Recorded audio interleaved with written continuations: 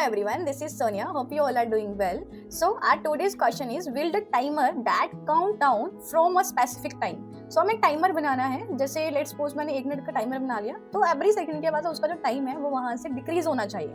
So start करते हैं. इसको क्रिएट करने के लिए BS कोड के अंदर आते हैं और इसमें आने के बाद ऑलरेडी मैंने 8 नाम का कंपोनेंट बना लिया, उसको ऐप के अंदर ऐड करके मैंने लाइव कर लिया है. सो स्टार्ट करते हैं टाइमर को क्रिएट करना. सो इसमें मैंने हेडिंग लिख दी, लेट्स सपोज मैंने वहाँ पे यूज़ किया H1 और वहाँ पे लिख दिया माई टाइमर. ठीक है, माई टाइमर लिखने के बाद इसमें आए और मैंने यूज़ किया वहाँ पे H3 और वहाँ पे लिखा टाइम लेफ्ट. ठीक है, जितना भी वहाँ पे टाइम लेफ्ट होगा वो हम वहाँ पे पास करवा देंगे. वो टाइम वहाँ पे पास करवाने के लिए we need to use state, कि स्टेट वहाँ पे अपडेट हो रही है, राइट. तो उसके लिए हमने कौन सा यूज़ किया और फर्स्ट स्टेट के लिए मैंने वहाँ पर टाइम ऐड कर दिया. उसकी स्टेट को अपडेट करने के लिए सेट टाइम लिख दिया. बाहर आते हैं, यूज़ करते हैं यूज स्टेट.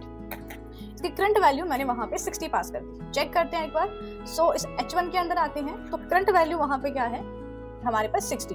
आउटपुट पे चलते हैं. सो माई टाइमर, सो टाइम लेफ्ट कितना है हमारे पास, अभी पूरे के पूरे हमारे पास 6 मिनट्स हैं.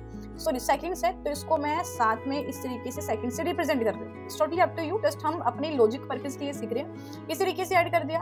अब 60 सेकंड में मुझे इसकी वैल्यूज को डिक्रीज करना है बाय 1 से. सो इसका लॉजिक बनाते हैं. तो लास्ट क्वेश्चन जब हमने किया था तो मैंने आपको बताया था, अगर किसी API को फेच करके ब्राउजर के ऊपर डिस्प्ले करवाना होगा, या फिर कोई हमारे पास इवेंट के ऊपर मुझे काम करना है, या फिर टाइमर का कोई कॉन्सेप्ट है, उन सिनेरियोज में we need to use effect hook.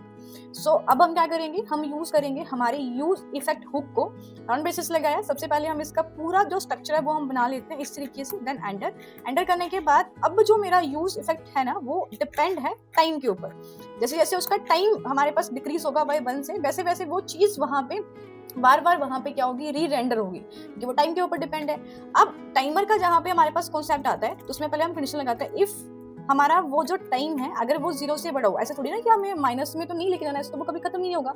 तो हमने कंडीशन लगा दी कि मेरा वही जो यूज इफेक्ट है वो तब तक चले जब तक वो 0 पे नहीं पहुंच जाता. तो उसके लिए मैंने वहां पे कंडीशन लगा दी, जो टाइम है वो ग्रेटर देन कितना है हमारे पास 0.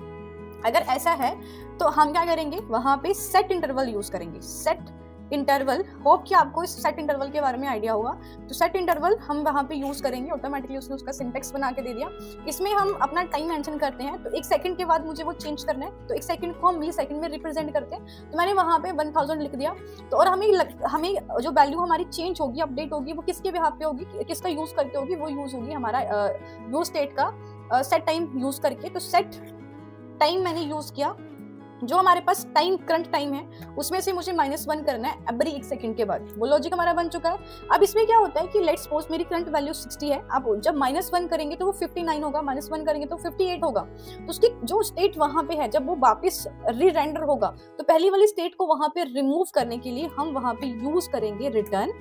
रिटर्न के साथ हम वहां पे एक क्लीन फंक्शन बनाएंगे. सो रिटर्न जो है वो एक क्लीन फंक्शन है. इस तरीके से हमने बना लिया, राइट. तो इसमें हम यूज करेंगे हमारा क्लियर टाइम आउट. और क्लियर टाइम आउट के अंदर जो हमारा सेट इंटरवल है, इसको मैं एक वेरिएबल दे रही हूँ. लेट्स सपोज टाइमर लिख दिया मैंने वहां पे. तो उस टाइमर को हम वहां की जैसे ही वो 0 के पास, मतलब कि एवरी जो उसकी हमारे पास रेंडरिंग होगी, एवरी रेंडरिंग के टाइम पे अगर हमारे पास 59 है, सेकंड टाइम पे जब वो रेंडरिंग होगी तो वो 59 को वहां से रिमूव कर देगा. तो न्यू जो वैल्यू वो वहां पे शो करवाएगा. तो इस चीज के लिए इसको यूज करना बहुत ज्यादा इंपॉर्टेंट है, ठीक है, सो दैट कि वहां पे हमें करेक्ट जो आउटपुट है वो हमें मिले. इतना हो गया. सो ऑलमोस्ट हमने कोड पूरा कर लिया है. तो एक बार चेक ही कर लेते हैं, एज पे चलते हैं. सो इस तरीके से आप इसको चेक कर सकते हो. ओके, सब सही है. सो एक बार हम इसकी आउटपुट चेक कर लेते हैं. देखो हमारा जो कोड है वो वहां पे चल रहा है. कुछ इस तरीके से आप भी टाइमर का यूज करके ऐसे बहुत सारे क्वेश्चंस वगैरह आप सोल्व कर सकते हो. Do practice. कोई भी किसी भी चीज की अगर आपको हेल्प की जरूरत है तो आप डेफिनेटली मेरे से कनेक्ट कर सकते हो.